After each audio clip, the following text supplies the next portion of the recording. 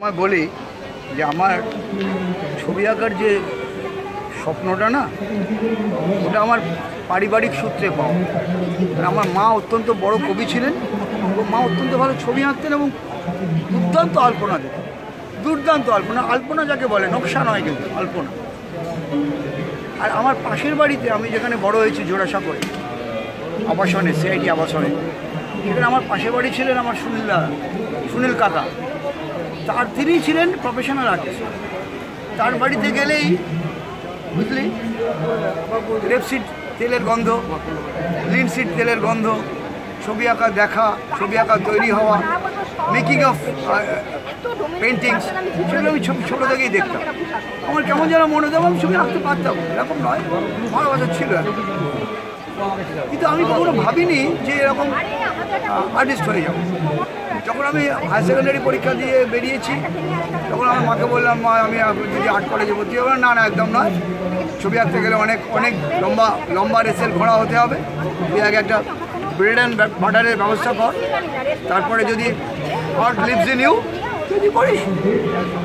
সেটা আমি করলাম। আস্তে আস্তে আস্তে আস্তে ধীরে ধীরে ধীরে ধীরে হঠাৎ আমি একজন আমার গুরুকে পেয়ে গেলাম। তার নাম হচ্ছে জয়ন্ত বসু। আমার বাড়িতে একটা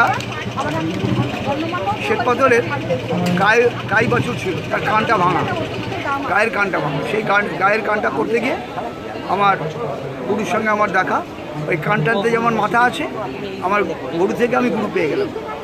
তিনি আমাকে, তার কাছে আমি 5 বছর 6 বছর তার কাছে একেবারে প্রথাগতভাবে শিক্ষা যেটা হয় সেটা আমি নিলাম। যেটা আমার মনে হয় যে খুব দরকার, খুব দরকার প্রত্যেকের ক্ষেত্রে। যে ক্ষেত্রে আছে সেখানে একটা প্রথাগত শিক্ষার খুব দরকার আছে, যতটুকু সম্ভব। নইলে ভুলটুকু বোঝা যায় না।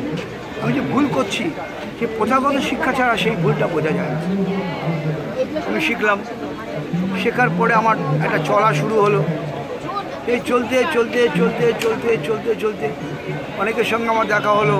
তো আমার একটা ইয়ে ছিল, দেখো আমি তো গানের বাড়ির ছেলে, মানে আমার জ্যাঠামশাই হচ্ছে রায়চাঁদ বড়া, তার বাবা হচ্ছে লালচাঁদ বড়া, মানে আমার সেই অর্থে আমার ঠাকুরদাদা হচ্ছে লালচাঁদ বড়া।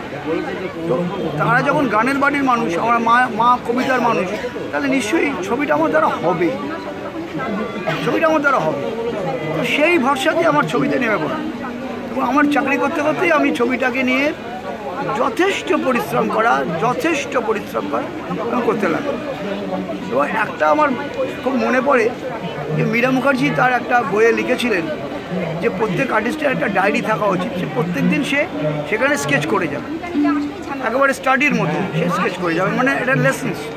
সেই লেসেন্সটা আমি কিন্তু করা শুরু করেছিলাম।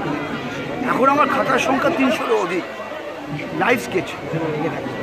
এই করতে করতে করতে করতে তারপরে সুভাষপ্রসন্ন বাবু, যোগেন বাবু, এদের ভালোবাসা পাওয়া, মানে অকারণেই ভালোবাসা পাওয়া। মানে আমি কিন্তু তাদের কাছে যে ছুটে গেছি তা নয়, এই কাজ করতে করতেই তারাও আমাকে ভালোবেসে ফেলেছে। হ্যাঁ, তাদের করুণা আমি পেয়েছি। আমি চলেছি। তারপর হঠাৎ মনে হলো না খালি ছবি করলে হবে, আমাকে স্কাল্পচার করতে হবে। আমি স্কাল্পচারে ঢুকে পড়লাম। পড়তে স্কাল্পচারও করছি, ছবিও করছি, গানও গাইছি। আমি দেখলাম যে না, গানটাও শিখতে হবে, গানও শেখা শুরু করলাম।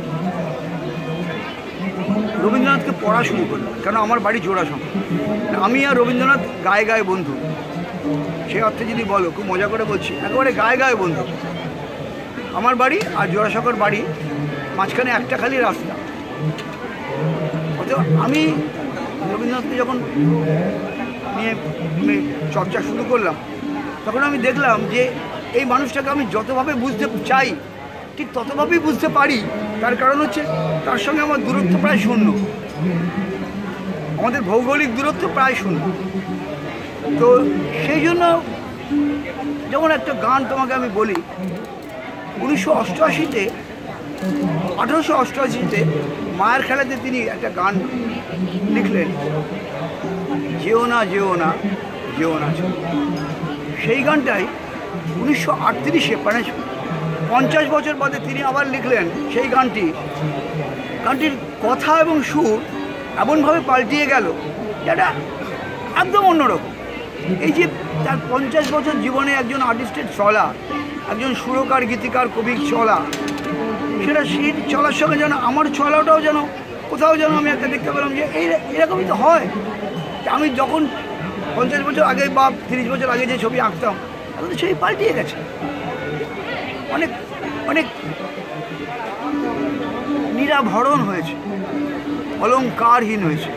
সে গানটা হচ্ছে যেও না যেও না যেও না চলে, বুঝেছ?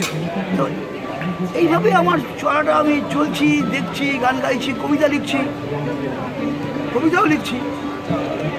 হ্যাঁ, তো এইভাবে আমার চলাটা চলছে, তার সঙ্গে ছবি, গান, কবিতা, ছড়া, প্রবন্ধ চলছে। আমি দেখলাম যে দেখো, একটা কোনো জিনিস নিয়ে কিন্তু বেঁচে থাকা যাবে না।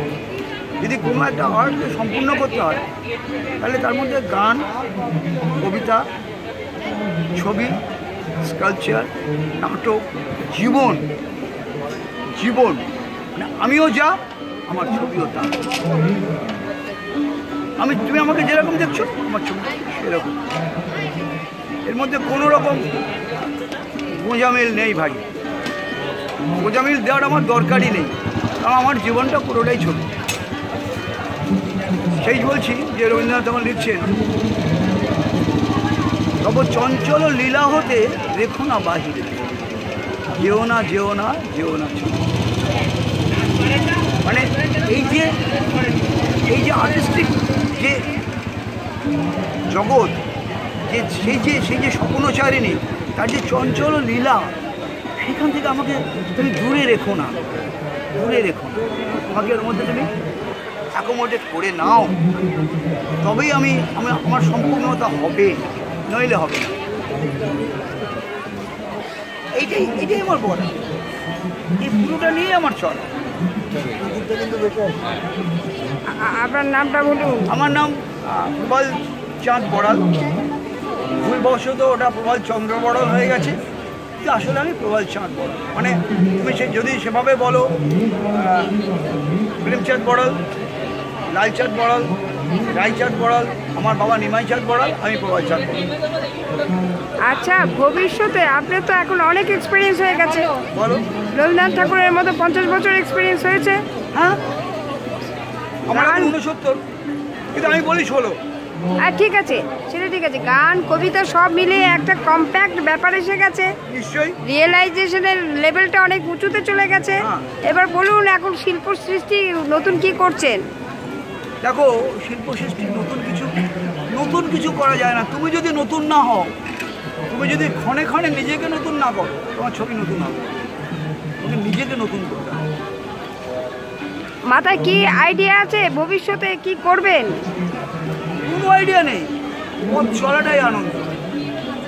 আমার এই পথ চলাটাই আনন্দ। আর নতুন যে শিল্প করেছেন, তাহলে 2-1টা নমুনা দেখি। চলো আমার ওখানে। ঠিক আছে, চলুন।